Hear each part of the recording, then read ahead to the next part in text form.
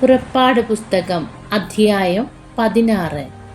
മന്നായും കാടപ്പക്ഷിയും. Israel സമൂഹം ഏലിമിൽ നിന്ന് പുറപ്പെട്ട് ഏലിമിനും സീനായ്ക്കുമിടയ്ക്കുള്ള സീൻ മരുഭൂമിയിലെത്തി. ഈജിപ്തിൽ നിന്ന് പുറപ്പെട്ടതിൻ്റെ 2-ാം മാസം 15-ാം ദിവസമായിരുന്നു അത്. മരുഭൂമിയിൽ വെച്ച് ഇസ്രായേൽ സമൂഹം ഒന്നടങ്കം മോശയ്ക്കും അഹറോനുമെതിരായി പിറുപിറുത്തു. ഇസ്രായേൽക്കാർ അവരോട് പറഞ്ഞു, ഈജിപ്തിൽ ഇറച്ചിപ്പാത്രത്തിന് അടുത്തിരുന്ന് തൃപ്തിയാവോളം അപ്പം തിന്നുകൊണ്ടിരുന്നപ്പോൾ കർത്താവിൻ്റെ കരത്താൽ കൊല്ലപ്പെട്ടിരുന്നുവെങ്കിൽ എത്ര നന്നായിരുന്നു. എന്നാൽ സമൂഹം മുഴുവനെയും പട്ടിണിയിട്ട് കൊല്ലാനായി ഞങ്ങളെ ഈ മരുഭൂമിയിലേക്ക് നിങ്ങൾ കൊണ്ടുവന്നിരിക്കുന്നു. കർത്താവ് മോശയോട് പറഞ്ഞു, ഞാൻ നിങ്ങൾക്കായി ആകാശത്ത് നിന്ന് അപ്പം വർഷിക്കും. ജനങ്ങൾ പുറത്തിറങ്ങി ഓരോ ദിവസത്തേക്കും ആവശ്യമുള്ളത് ശേഖരിക്കട്ടെ. അങ്ങനെ അവർ എൻ്റെ നിയമമനുസരിച്ച് നടക്കുമോ ഇല്ലയോ എന്ന് ഞാൻ പരീക്ഷിക്കും.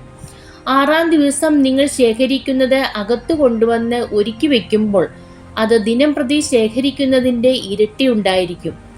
മോശയും അഹ്റോനും എല്ലാ ഇസ്രായേൽക്കാരോടുമായി പറഞ്ഞു, കർത്താവാണ് നിങ്ങളെ ഈജിപ്തിൽ നിന്ന് പുറത്തേക്ക് കൊണ്ടുവന്നതെന്ന് സന്ധ്യയാകുമ്പോൾ നിങ്ങൾ ഗ്രഹിക്കും.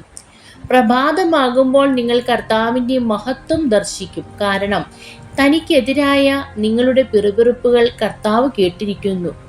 ഞങ്ങൾക്കെതിരായി നിങ്ങൾ ആവലാതിപ്പെടാൻ ഞങ്ങൾ ആരാണ്? മോശ പറഞ്ഞു, നിങ്ങൾക്ക് ഭക്ഷിക്കാൻ വൈകുന്നേരം മാംസവും രാവിലെ വേണ്ടുവോളം അപ്പവും കർത്താവ് തരും. എന്തെന്നാൽ അവിടുത്തേക്കെതിരായുള്ള നിങ്ങളുടെ ആവലാതികൾ അവിടുന്ന് കേട്ടിരിക്കുന്നു. ഞങ്ങൾ ആരാണ്? നിങ്ങളുടെ ആവലാതികൾ ഞങ്ങൾക്കെതിരായിട്ടല്ല, കർത്താവിനെതിരായിട്ടാണ്. അനന്തരം മോശ അഹറോനോട് പറഞ്ഞു, ഇസ്രായേൽ സമൂഹത്തോട് പറയുക, നിങ്ങൾ കർത്താവിൻ്റെ സന്നിധിയിലേക്ക് അടുത്തു വരുവിൻ. എന്തെന്നാൽ കർത്താവ് നിങ്ങളുടെ ആവലാതികൾ കേട്ടിരിക്കുന്നു. അഹറോൻ ഇസ്രായേൽ സമൂഹത്തോട് സംസാരിച്ചപ്പോൾ അവർ മരുഭൂമിയിലേക്ക് നോക്കി. അപ്പോൾ കർത്താവിൻ്റെ മഹത്വം മേഘത്തിൽ പ്രത്യക്ഷപ്പെട്ടു. കർത്താവ് മോശയോട് അരുളി ചെയ്തു, ഇസ്രായേൽക്കാരുടെ പരാതികൾ ഞാൻ കേട്ടു. അവരോട് പറയുക, സായംകാലത്ത് നിങ്ങൾ മാംസം ഭക്ഷിക്കും, പ്രഭാതത്തിൽ തൃപ്തിയാവോളം അപ്പവും.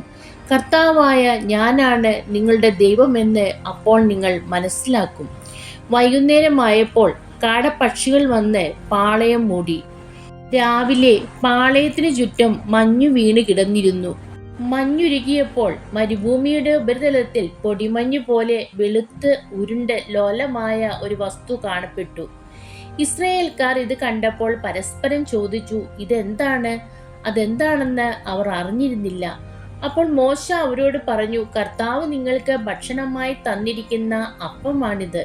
കർത്താവ് കൽപ്പിച്ചിരിക്കുന്നത് ഇപ്രകാരമാണ്, ഓരോരുത്തരും തൻ്റെ കൂടാരത്തിലുള്ള ആളുകളുടെ എണ്ണമനുസരിച്ച് ആളൊന്നിന് 1 ഓമർ വീതം ശേഖരിക്കട്ടെ. ഇസ്രായേൽക്കാർ അപ്രകാരം ചെയ്തു. ചിലർ കൂടുതലും ചിലർ കുറവും ശേഖരിച്ചു.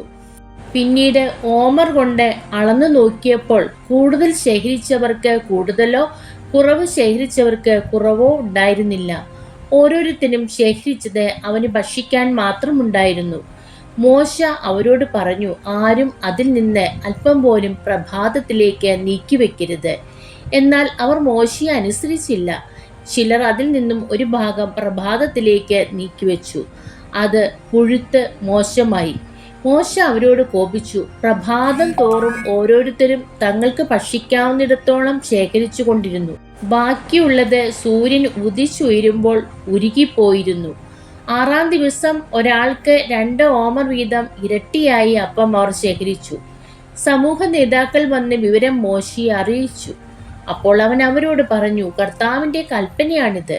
നാളെ പരിപൂർണ വിശ്രമത്തിൻ്റെ ദിവസമാണ്, കർത്താവിൻ്റെ വിശുദ്ധമായ ശാബത്ത് ദിനം.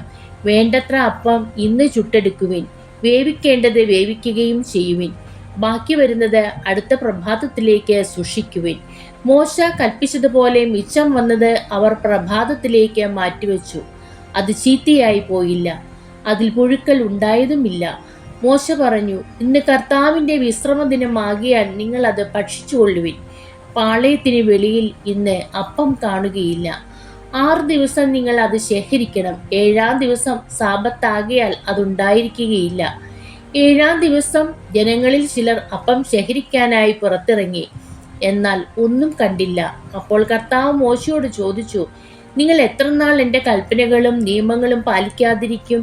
കർത്താവ് നിങ്ങൾക്ക് സാബത്ത് നിശ്ചയിച്ചിരിക്കുന്നു. അതുകൊണ്ടാണ് ആറാം ദിവസം അവിടുന്ന് 2 ദിവസത്തേക്കുള്ള അപ്പം നിങ്ങൾക്ക് തരുന്നത്.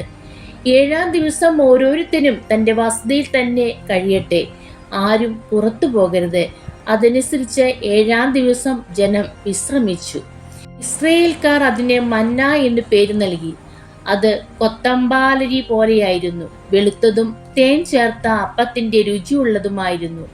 മോശ പറഞ്ഞു, കർത്താവിന്റെ കൽപ്പന ഇതാണ്: ഈജിപ്തിൽ നിന്ന് ഞാൻ നിങ്ങളെ കൊണ്ടുപോരുമ്പോൾ മരുഭൂമിയിൽ വെച്ച് നിങ്ങൾക്ക് ഭക്ഷിക്കാൻ തന്ന അപ്പം നിങ്ങളുടെ പിൻതലമുറകൾ കാണുന്നതിനു വേണ്ടി അതിൽ നിന്ന് ഒരു ഓമർ എടുത്ത് സൂക്ഷിച്ചു വെക്കുവിൻ. മോശ അഹറോനോട് പറഞ്ഞു, ഒരു പാത്രത്തിൽ ഒരു ഓമർ മന്ന എടുത്ത് നിങ്ങളുടെ പിൻതലമുറകൾക്ക് വേണ്ടി കർത്താവിന്റെ സന്നിധിയിൽ സൂക്ഷിച്ചു വെക്കുക.